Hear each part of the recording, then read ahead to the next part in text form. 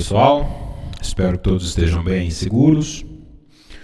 Bom, antes de começar, eu quero dizer que eu fiz algumas modificações na forma como o som é capturado e no tratamento de som, porque alguns alunos reportaram que nos vídeos anteriores o volume do áudio estava um pouco baixo. Então, eu espero que tenha ficado um pouco melhor. Se existir algum problema ainda, se ainda não tiver com uma qualidade legal, um volume legal, eu espero que vocês reportem para mim, porque eu vou tentar dar uma melhorada na medida do possível. Eu vou estudando e vou tentando melhorar essa questão para os vídeos. E vale lembrar que as nossas atividades estão centralizadas lá no Google Classroom, que é onde eu fico à disposição, e eu estou à disposição também por e-mail, chat, Google Meet e tudo mais, onde vocês já sabem. Bom, e também vale lembrar que a gente está usando como referência principal o livro do Casquilho e Teixeira, Introdução à Física e Estatística, e complementarmente o livro do Rife, Fundamentals of Statistical and Thermophysics. Bom, vamos lá. A ideia de hoje é a gente tratar as vibrações térmicas de uma rede cristalina, em especial apresentar o modelo de Einstein. A gente pode estudar as vibrações térmicas de uma rede cristalina usando o modelo de Debye, mas o modelo de Debye é uma abordagem um pouco mais sofisticada. E nesse momento que a gente está trabalhando com a parte aplicada de como que a gente manipula os ensembles e usa eles e tudo mais, acaba sendo muito oportuno a gente estar usando o modelo de Einstein, e em especial entendendo as possibilidades, as potencialidades de fazer uma modelagem bastante simples. Aqui no caso, o modelo de Einstein ele fornece para a gente uma ótima descrição qualitativa, Ele vai ter algumas regiões, em geral regiões de baixa temperatura, onde ele vai apresentar alguns problemas, mas ele mostra como que modelos simplificados, ideias simples podem nos fazer avançar em relação à modelagem de alguns sistemas físicos. Então a gente vai começar esse estudo e, bom, antes de começar, quero dizer que nesse conteúdo a ideia é apresentar para vocês como que é essa modelagem, o que está por trás dessa modelagem. Então vamos lá, inicialmente a gente vai considerar um sólido cristalino, que pode ser composto por átomos ou por íons que estão vibrando em torno das suas posições de equilíbrio, em função de uma dada energia térmica, temperatura.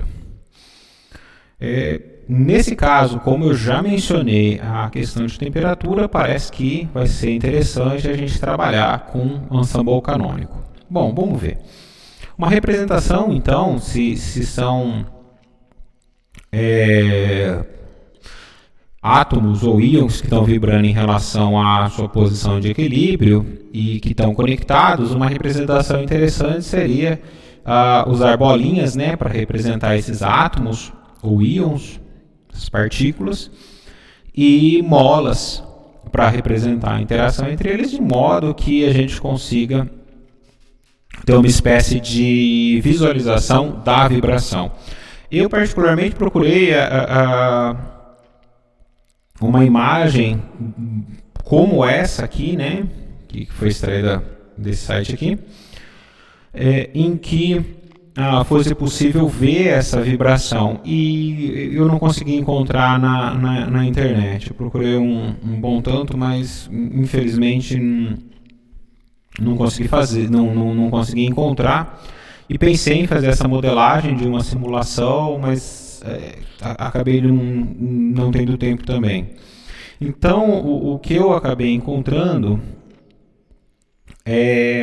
foi essa figura aqui, que deixa eu trocar aqui e colocar ela animada, onde aqui eu só vou sugerir que essas bolinhas que vocês devem estar vendo em vermelho no vídeo ou em azul, que considera essa bolinha uma mola, e que a gente possa ver as bolinhas verdes. Deixa eu ver se no vídeo é verde, parece que é verde mesmo. mostrando o que é o deslocamento, né, a vibração dessas partículas, né, desses átomos ou íons. Então seria a ideia desse cristal mais ou menos dessa maneira, né? Seriam esses resíduos. Gente, claro que aqui é uma animação, né? Então, se a gente olhar para esse central está parado, tal.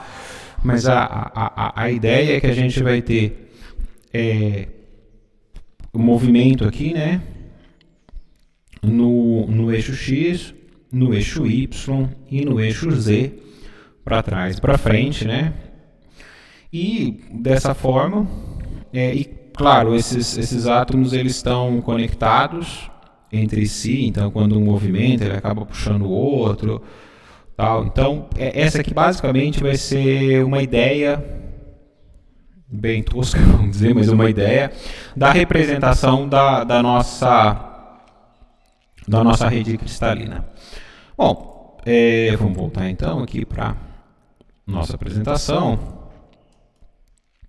Então, esse é basicamente a situação que a gente quer modelar. E aí Einstein teve uma ideia para fazer uma primeira modelagem sob o ponto de vista da física estatística, que foi assumir algumas coisas. Então, a primeira coisa que ele assume é que esse sólido é formado por um único tipo de átomo. Então, é um sólido monoatômico.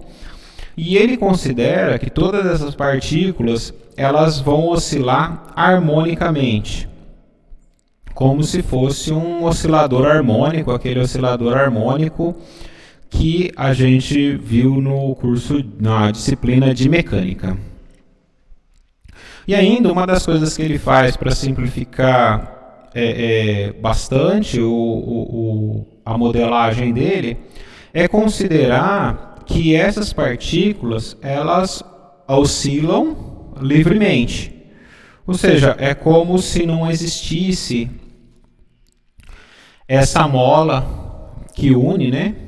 Essa mola que une os átomos, ou seja, eles estão livres para oscilar e eles continuam oscilando em torno da sua posição de equilíbrio, né? No eixo X, no eixo Y e no eixo Z. E essa condição pode ser entendida assim, vocês podem pensar a princípio, mas isso é uma coxambrada das grandes, né? Essa é uma situação...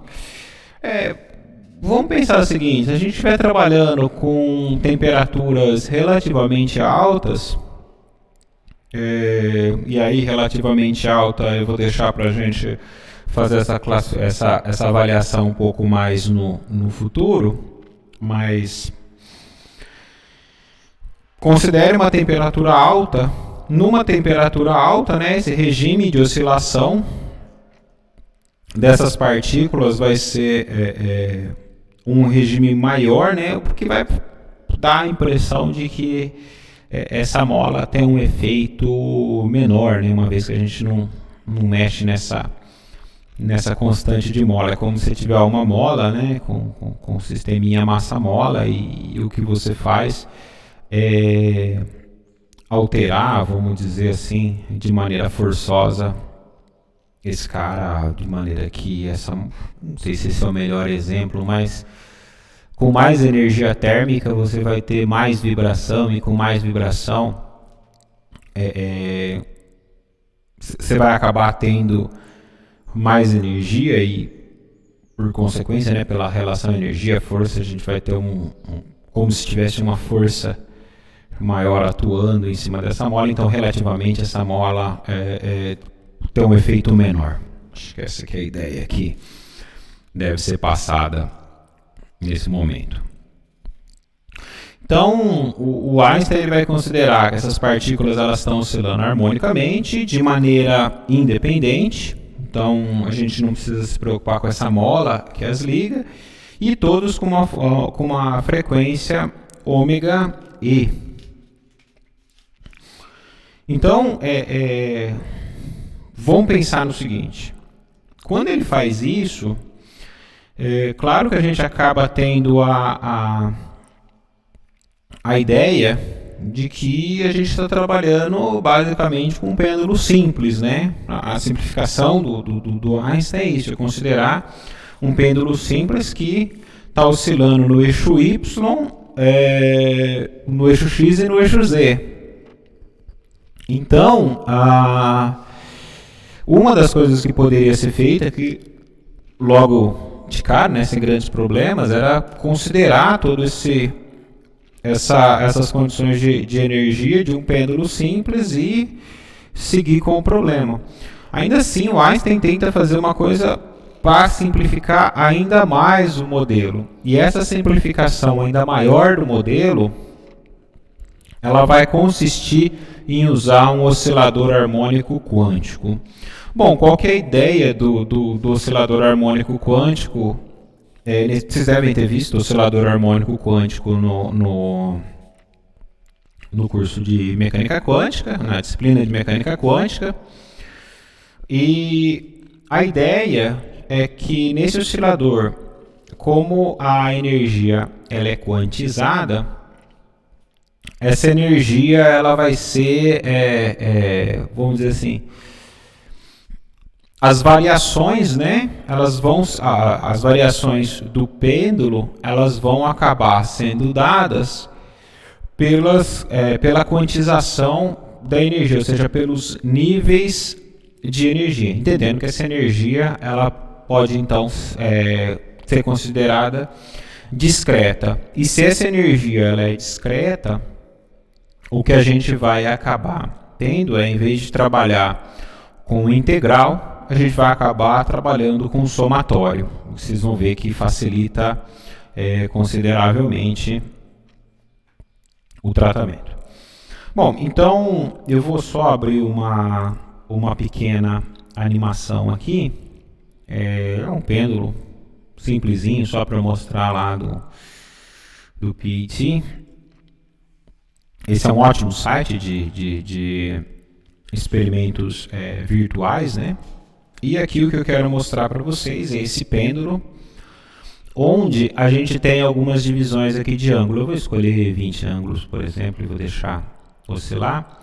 Então, o nosso oscilador harmônico quântico, a ideia dessa oscilação aqui é que a gente teria, né, um comportamento descrito pelas equações desse pêndulo, né, pela situação desse pêndulo, todavia com níveis de energia discretos. Ok? Então, é como se os níveis de energia estivessem discretizados aqui por essas separaçõezinhas, né? Bom, ok. Então, vamos voltar aqui para a apresentação. Então, se eu estou usando um oscilador harmônico quântico, ou seja, a minha energia é discreta, então eu vou poder expressar a minha energia em função da frequência angular, e essa energia vai depender do meu número quântico, né, da constante reduzida de Planck, que é a constante de Planck sobre 2π, e da frequência. E esse n mais meio lá da mecânica quântica. Então, se a gente entende que existe esse movimento, que essa energia EN, né, ela vai ser uma energia para cada plano. Então, a gente vai poder calcular isso para um plano de oscilação e depois multiplicar por 3, a fim de conseguir a energia de um oscilador. E ainda a gente deve considerar que a gente tem N osciladores. Aqui esse N seria melhor se fosse maiúsculo, né? Desculpe-me, por isso eu vou tentar fazer essa correção em breve. Provavelmente eu me deixei levar pelo livro ou foi um erro meu mesmo. Então aqui o que a gente vai acabar tendo é esse conjunto de 300 osciladores independentes. Então o que vai acontecer é que a gente está tendo 3 planos, né, de oscilação para N osciladores. Bom, vamos seguir então, né? Deixa eu ver se eu consigo corrigir isso já para não sobrar lá pro futuro, né?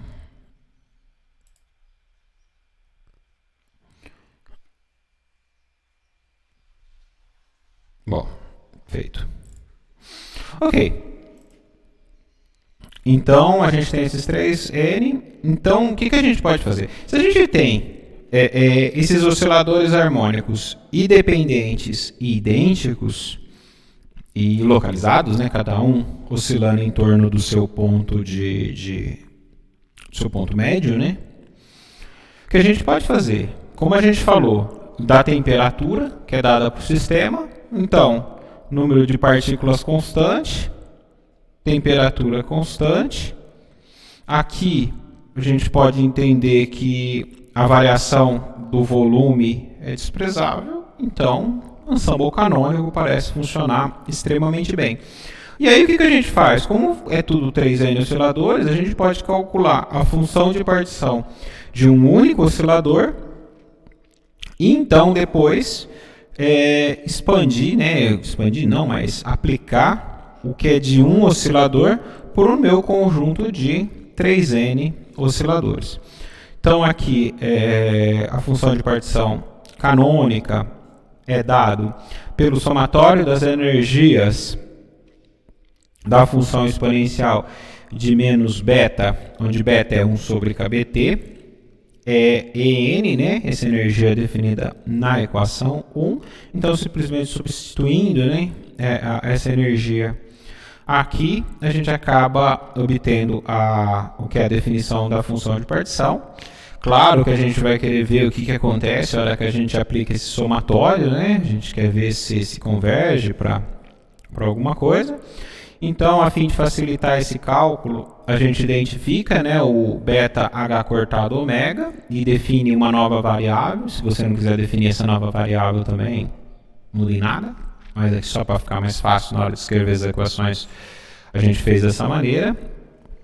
E então, a hora que faz isso, né, aplicando a distributiva aqui, né, aqui no expoente, e usando a propriedade de exponencial, a gente vai ficar com um produto, né, do exponencial de menos meio de x. Esse aqui é uma constante, então a gente pode usar a propriedade linear do operador somatório, né, e tirar ele para fora do operador. E então aplicar o somatório só para o exponencial de menos nx, ou, para quem preferir, o exponencial de menos beta h cortado ômega x. A hora que a gente olha para essa expressão, né, esse termo aqui, né, somatório de n igual a 0 até infinito de exponencial de menos nx, quando a gente lembra da disciplina de série, sequências e EDO, a gente consegue se recordar que trata-se de uma série geométrica. E nessa série geométrica, a gente se recorda que ela tem uma razão de exponencial de menos x menor que 1, então ela deve ser convergente com o primeiro termo igual a 1. Gente, aqui, gente, se vocês quiserem eu posso até abrir essas continhas, mas confesso, uma vez eu abri essas continhas e um aluno falou para mim que eu estava subestimando demais eles, que essas coisas banais não precisam ser feitas, por isso que eu não coloquei aqui, tá? Ok, então aí a gente acaba obtendo, né, no local do somatório, a gente acaba tendo esse resultado, 1 dividido por 1 menos o exponencial de menos x, né, que é para onde converge essa série. E a hora que a gente retoma isso na equação 3, a gente acaba obtendo essa função de partição de um único oscilador. Tá? Então ficou lá o exponencial de menos meio de x dividido por 1 menos exponencial de menos x, onde a gente ainda pode fazer uma manipulaçãozinha matemática e usar o seno hiperbólico, se for conveniente. Tem situações que é mais adequado a gente usar o seno hiperbólico, tem condições, acho que o livro vai seguir aqui pela equação 4, que é bem mais fácil a gente substituir valores, porque a gente consegue calcular de cabeça aqui a questão do exponencial. Bom, o desenvolvimento agora das expressões, dada que a gente tem o cálculo da função de partição, a gente faz no material seguinte. Caso o som não tenha ficado agradável, se alguém tiver ainda algum comentário, eu fico à disposição e até a próxima.